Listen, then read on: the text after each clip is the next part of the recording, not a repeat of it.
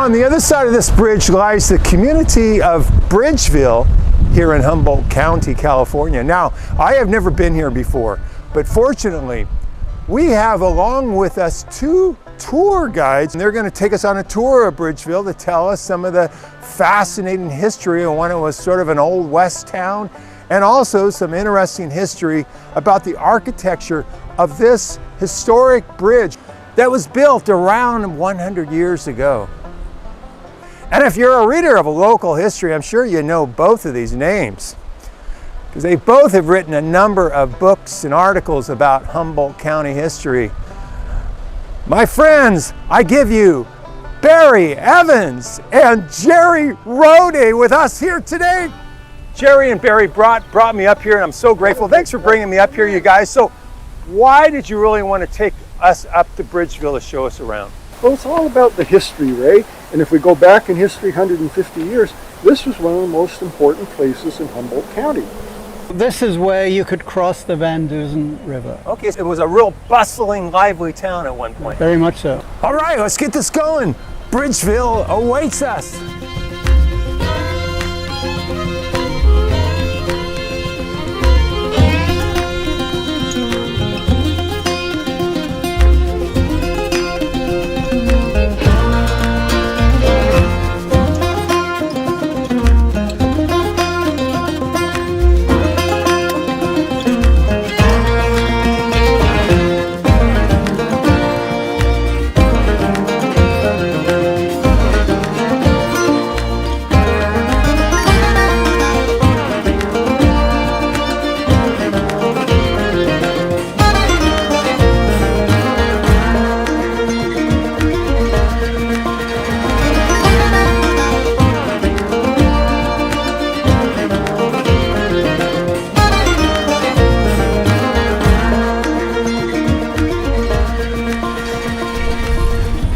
So Jerry, we know this is a really good place to cross the Van Dusen just because of the geography here. Who were the original people living here who used this as a crossing point? There was an Indian tribe known as the Nongatl, Nongatl, and they were here, well, since time immemorial. And we know that they were a very big tribe, and they covered a lot of the area, the whole Van Dusen drainage and places on the other side too. Do they actually have a village that you know of in this area? As far as we know, there wasn't a village right here at Bridgeville. There were villages a couple of miles downstream, and upstream from here the Van Dusen turns into a narrow gorge, and there are all sorts of small villages up there. And how would they have used this area around here? Well, they would have lived down near the river in the wintertime and gathered the fish that came up, and then in the summertime they would have gone to the prairies up on the hillsides, and they would have hunted and gathered up there, elk and deer. They would have gathered berries, and especially acorns were a very stable part of their diet. That was the time for them to collect those food and bring it back down to the valley for the winter. So Jerry, this is pretty remote out here. Why did Bridgeville develop in this particular location? Between 1875, or about that time when the road was completed here, and 1893, this was the main road in and out of Humboldt County. So wagons, stagecoaches carrying large loads could come through here, and there'd be a number of people, of course, with them. So this was the best place to cross the Van Dusen River so they could continue to points beyond. Exactly. So Bridgeville was an active place. They had saloon, store, school, hotel. They had all the basics that you needed for a small community. And a bridge. And a bridge, yeah. Yeah. So Ray, let's take a look at the town here. All right, you want to go show me some more? Yeah, we've got some interesting stuff, so let's do it. Let's go.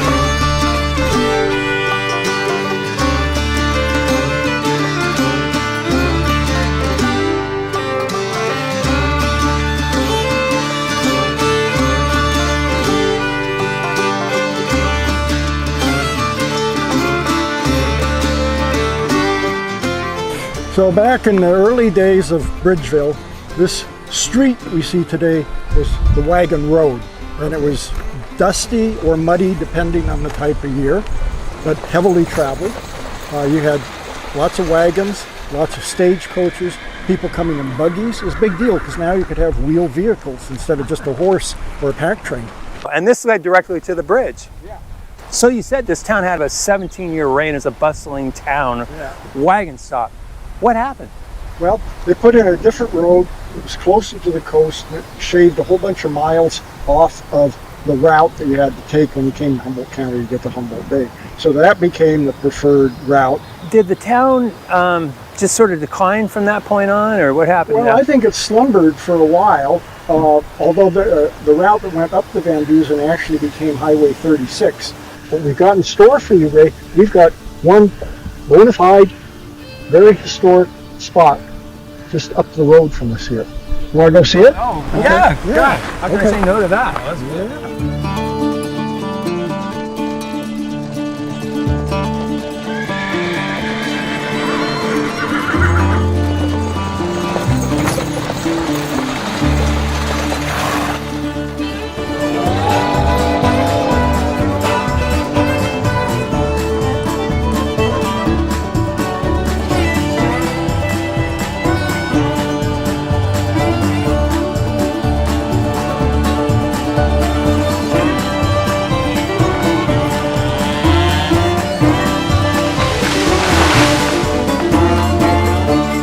Jerry's gone up ahead and we're going to catch up with him in just a little bit. But first I want to tell you some interesting information he told me while we were walking up Main Street. I asked Jerry what kept the economy of this little town going after it was an active overland route and before it sort of hit that little mini lumber boom in the 1940s and 50s. It was ranching and farming. Primarily ranching sheep, and there were a number of farms and ranches out around this area that kept the economy going. And before we meet up with Jerry, I just want to show you some scenes of downtown Bridgeville.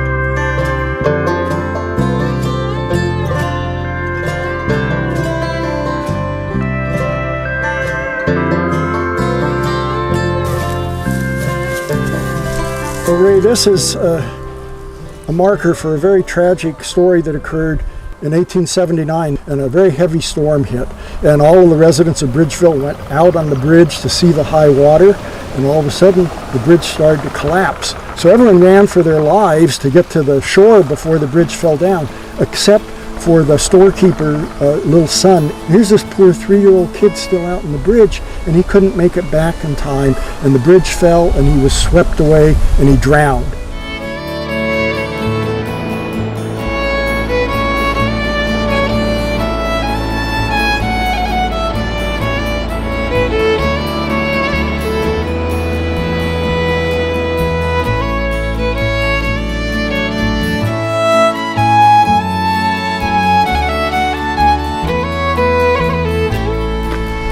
So Barry, I understand you got me some great drone footage out here. Well, I certainly hope so. And the story about this bridge is one of 5 built crossing the Van Dusen River when Highway 36 was being built from basically Hydesville all the way through to Red Bluff. Why did they build it out of concrete instead of steel? Steel at that time had to come from back east. You can probably locally source the sand and gravel that makes up the concrete. Oh, I see. Most of the steel back then was made on the East Coast, which would have cost a lot of money to ship over here. And they were able to make the concrete out of locally sourced materials. Whereas with a metal bridge, every 5-10 years, you have to go out there and repaint it. And it takes a lot of maintenance because it rusts. So when the county was getting ready to put through Highway 36, John Leonard was the man for the job. And he designed 5 reinforced concrete arch bridges along the Van Dusen. There are now 2 bridges left. He was a pioneer. Reinforced concrete had only been around really as a structural element for 20 odd years. And he was an ardent advocate of reinforced concrete.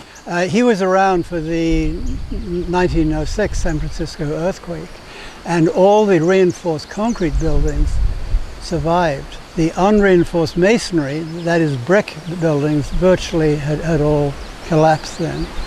And Barry, I remember you told me earlier that John Leonard also designed Fern Bridge on the Eel River. Fern Bridge, 7 spans, 200 feet a span. I mean, that's a major bridge. And interestingly, when the floods of 55 and 64 came along, several bridges upstream failed. That bridge not only survived, it's still there now. So Barry, why is this bridge only open to pedestrian traffic? Caltrans built a new highway bridge in 1997.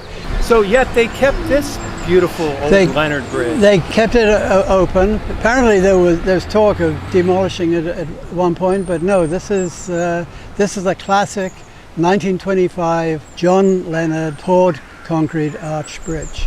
Yeah, and it's a beautiful view of the Van Dusen River off of both sides. And in my mind, with the concrete railings on each side, it's a very elegant bridge.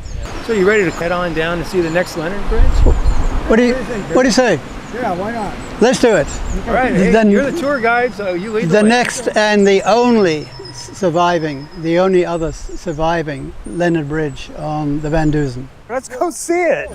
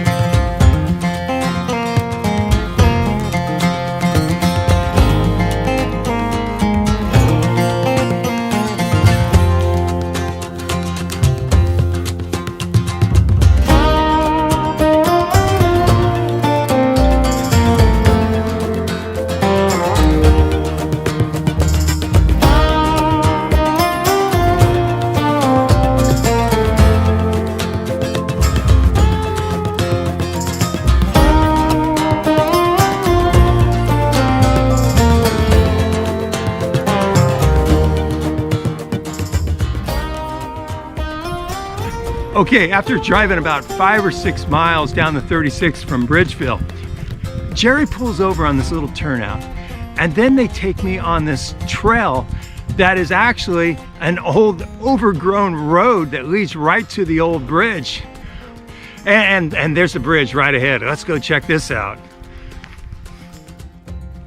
So, gentlemen, this is the other type of reinforced concrete arch bridge. It'll be good from the drone's point of view to look at this bridge, which will be 100 years old next year.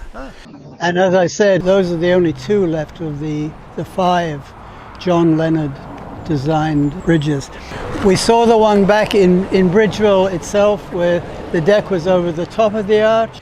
Here what we've got is the deck goes through the arch. It's called a through arch bridge. See all these vertical, what look like pillars?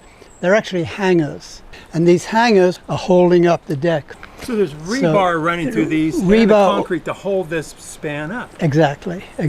Gee. So that's how this is held up. So instead of sitting on top of the arch, it's hanging from the arch here. And this was very much a John Leonard. He pioneered this type of bridge. I just want to say something else about reinforced concrete and why it's so good. You see here, you have a little bit of rebar you can see the rebar poking through.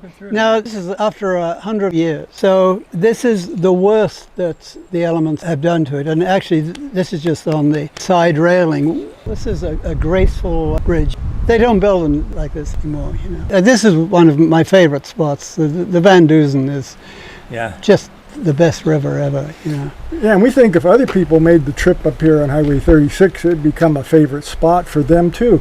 I mean, being able to see these two bridges and their wonderful rock formations along the way, and beautiful redwood forests that you go through. So I hope that once somebody sees, you know, this story about the bridges, they'll be inspired to make the trip. All right, you guys, we got a long drive, so let's head on back down the road.